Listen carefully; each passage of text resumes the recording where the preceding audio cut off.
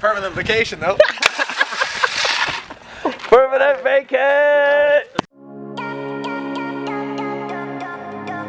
What's up everyone, Cam here, and today we're going to talk about the 5 lessons I've learned since I quit playing video games. If you're not familiar with my story, I quit gaming beginning in about 2007 when I had hit rock bottom. I had been depressed, I was pretending to have jobs, and I even wrote a suicide note. And it was that night when I realized I needed to make a change. That change for me began by quitting gaming. And that process initially wasn't super easy. I quit cold turkey, started working with a counselor, and for 2 years I was good, but then I relapsed. And when I relapsed, I went from not gaming for 2 years to gaming 16 hours a day, every single day for 5 months straight. And it was during that relapse that I started to realize why I was so drawn to gaming. And I realized that I gamed because it was a way to escape, it was a way to socially connect, it was a way to feel a sense of progress or achievement in my life, and also to feel a sense of purpose. So I decided to quit once again, and this time I committed to just never going back. And it's been 7 years or so now, and there's been a lot of lessons I've learned along the way. So today I wanted to share 5 of them that have been kind of top of mind for me recently. The first lesson I've learned is how much gaming had an impact on my family. When I was gaming, I was so focused on myself, and if someone would have told me at the time that gaming was having a negative impact on my life, I would have probably not even really cared. I was so apathetic, and I wasn't really thinking necessarily about the impact on those around me. In a documentary on my story, my mom was interviewed. For me, it was about him not being able to stop and not wanting to be part of the family. You know, when I said supper, gaming was the most important thing. He'd get really angry. No, I have to finish this. Like, it really was a compulsion at that time, and I just didn't understand it. And as I've gone forward into the world and began sharing my story, I've began to realize how I'm not just sharing my story, but I'm really sharing my family's story. And how even though at the time I might have not been so focused on gaming was having a negative impact on my life, it certainly was having a negative impact on those around me, like my family. And it's not necessarily something that I look back on and regret. It's made me who I am today, and I like who I am today. But it's definitely made me reflect more on how it's not just always about me, or it's not just always about you. And sometimes making the decision to quit gaming or to change any habit in your life might have more to do with, how it's impacting people around you and what it's doing to your family or what it's doing to your relationships, and not always just what it's doing to you. Sometimes we can be so focused on ourselves and so kind of in our own world that we're not really thinking about the experience other people around us are having. So that can be a really valuable thing to begin to think about. The second lesson I've learned since I quit playing video games is that cravings never really go away. I haven't gamed in almost or over 7 years now. It's around that time. And yet I still crave gaming. I still think about it often. I still feel nostalgic towards it. And some days my cravings are easier than others, but they never really go away. Instead, what you learn is how to dance with them. You learn how to navigate them in your life, and you learn that they're there for specific reasons to show you something. For instance, sometimes I'm just feeling nostalgic towards my childhood or towards my teenage years, and I look back on, summers where I could just kind of sit in front of a computer and game and not really have to worry about anything else. I'm an adult now. I have responsibilities, and I have work, I have a relationship, I have things I need to do. And so even right now, I'm about to travel in a couple days to the US to go on a speaking tour for 2 weeks.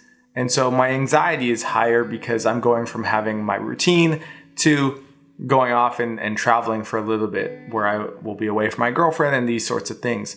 So my anxiety is higher. And with an increased anxiety, my cravings are also higher because gaming was a place where I could escape and kind of just disconnect and forget about anything else. They don't go away. That's the point. And it's not necessarily about making sure they go away forever. They do get easier over time, but you learn how to navigate them. You learn how to deal with them. Things like working out, meditation, spending time with friends, spending time in nature, and honestly just not having them kind of cause you to get really anxious about them, and instead just noticing that they're there and moving forward in your life accordingly. The third lesson I've learned since I've quit playing video games is to be mindful of digital stimulation. Although gaming was one outlet for me, being addicted to my phone or the computer or anything that's just more digitally stimulating can be more of a risk for me. So I don't watch porn, I be mindful of my technology use, I try to be just discern when it's appropriate for me to be on it and when I need to be, taking more breaks. I really love to do activities now like surfing or sports where I'm just not able to sit on my phone compared to staying at home and just being on my phone all night. So just being mindful that yes, gaming might be a really important topic for you, or it might be something that you do specifically need to stop, but it's not just about gaming either. It's really about digital stimulation. It's about the behavior of sitting around, checking out into the online world instead of checking in and being really engaged with the real world. So just be mindful of all technology use. Be mindful of if you're finding yourself just wasting time on Reddit or binge watching on Netflix or just sitting on your phone, scrolling on Instagram. So lesson number 4, progress takes time. In a game, it's specifically designed for you to see a lot of progress, not only immediately, but consistently. World of Warcraft is a good example of this, where to go from level 1 to 2 takes about 30 seconds, but to go from level 59 to 60 could take a couple weeks. But all along the way, you'll also see a progress bar. And that progress bar is there to give you a very powerful visual representation of your progress. Life doesn't work the same way. One of our members once famously shared with me that life doesn't come with an XP bar. And I thought that was really true. In life, you don't get to see your progress in the same way. As someone who likes to surf, I will see progress over time if I put in consistent effort, but it can take me months. And the only progress I really see is that I fall on my face less. And just as a contrast to video games, that can sometimes be demotivating. Life, you're not seeing your progress so immediately. You're not seeing it so consistently. And it's not always so obvious either. I like to share that sometimes you're growing and it feels like you're dying. That doesn't mean that growth isn't there. It just means that you might not necessarily relate to it in the same way. Progress takes time. I haven't gamed in almost or over 7 years now. And yes, now my life is in a place where I travel full time, I have my own business, I have a girlfriend, I have a bunch of friends, I have other hobbies and passions and things that I care about. And it's taken me 7 years to get to this point. That doesn't mean that for 7 years I've been struggling and haven't, felt like I've been seeing progress. Not at all. I've seen progress along the way as well. But it's taken time to get here. And in a game, it can kind of warp your perception of effort and reward, because it's specifically designed that way for you to see immediate progress and consistent progress and to give you visual representations of it all along the way. So don't be discouraged, be patient, progress takes time, but remember, if gaming's having a negative impact on your life and you need to stop, if you don't stop, you won't ever see that progress in the real world. So although progress in the real world takes time, you will see it if you take action. And I definitely encourage you, take action. And lesson number 5, life can be a lot of fun without video games. When we're gaming, it's very easy for us to think that there's nothing as much fun as playing video games. And I'm here to tell you that that's simply not true.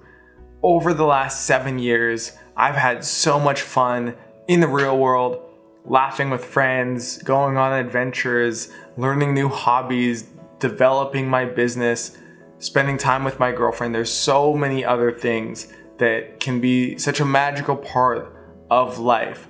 But when you're comparing the kind of numbness and feeling that you'll get as a zombie in a video game compared to having to put kind of effort and vulnerability and courage into the real world, that can be scary.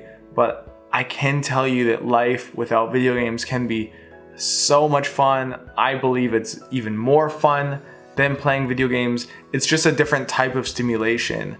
And because of that, I believe it hits you on like a cellular level in a different way that's so much more gratifying and fulfilling than the instant gratification you get from a video game.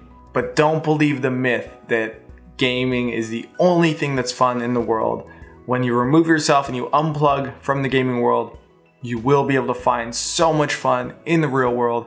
It might just take you some time to learn how to recalibrate to the way that fun in the real world works compared to what you know, which is the virtual world. So those are 5 lessons I've learned, things that I've been thinking about recently as I've quit playing video games over the years. But what about you? Have you quit gaming? And if you have, what's something you've learned about yourself or learned about the world? Share that in the comments below. I'll be in there reading all of them. And if you got value out of this video, please share it, hit like, hit subscribe, and we'll be back in a couple days with another video. But thank you for watching, thank you for being here, and I hope you have a great day. All right, peace.